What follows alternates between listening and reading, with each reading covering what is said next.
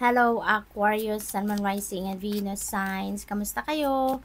Sana po'y nasa mabuti kayong kalagayan. Welcome back po sa Star Tarot. Kung bago kayo rito, welcome din kayo. Thank you sa inyong support. I truly appreciate it. God bless you all po. Tingnan natin ang mga mensahe ni Aquarius. We have, don't let life pass you by. Be among it and live. Ayan. Huwag ninyong hayaang lumipas ang isang araw, ang isang minuto, ang isang segundo, 'di ba? Na hindi natin man lang ini-enjoy ang buhay, 'di ba? Let's focus on what is happening right now as well. Focus tayo sa kung ano ang nag-unfold sa buhay natin, 'di ba? Huwag na nating i-disregard, huwag na nating ang tawag dito, huwag nating hayaang ma-overlook natin kasi ito yung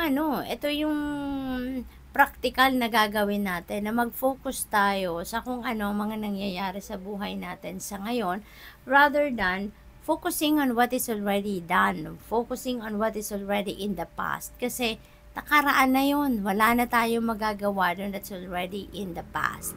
At mas lalo na din, no, na hindi rin tayo pwedeng mag-focus sa kakaisip ng kung ano ang parating because we don't even know exactly kung ano ang dadating sa buhay natin mamaya, bukas, at kung kailan pa man, hindi ba? Kaya, don't let life pass you by. Now, be among it and live. Now, live in the present moment. Yan ang panawagan sa inyo. Your angels will only give you the challenges that you are capable of handling. Ayan. Kaya, rest assured na walang problema, walang challenges, walang obstacles na dadating sa buhay natin na hindi natin kayang solusyonan. Binibigay lang sa atin kung ano ang kaya natin. 'Di ba? So, tingnan natin kung ano pa ang ganap. We have, love will get you through. Ayan. Makapangyarihan ng pag-ibig, 'di ba? Ang pagmamahal, that is very powerful. When you are seeing, no, things, people, situation in the eyes of love, mapapansin ninyo na magiging magaan lang ang lahat. Mapapansin ninyo na all the good things are happening, 'di ba? Or all the good things are coming towards you. 'Di ba? Kasi punong-puno ka ng pag-ibig, you are oozing with love, you know, at walang masamang tinapay, kumbaga, sa iyo, sa puso ninyo. Kaya kahit ano man hirap, you know, mabilis ninyong masusolusyonan yan kasi you will be focused on what is positive.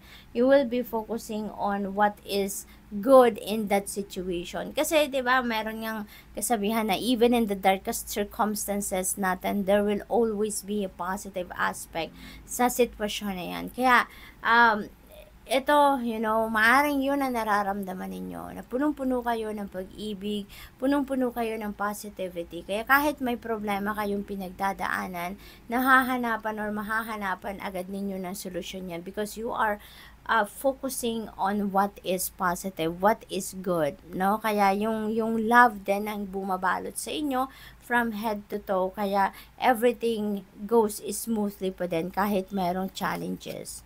So, what else? Remember, your angels are always there to guide you. Ayan. So, always call on your guardian angels, no? To help you. Kasi, yung mga guardian angels natin din, lagi lang silang naka-standby, no? At naghihintay lang yan na tumawag tayo sa kanila, magpatulong tayo sa kanila. Kaya, huwag kayong mag-atubiling humingi ng tulong sa inyong mga guardian angels. Humingi kayo ng rescue, humingi kayo ng enlightenment, or kung ano pa man ang kailangan ninyo, because yung mga angels ninyo are always there, no? Para gabayan ka. Okay? So, what else? We have risk.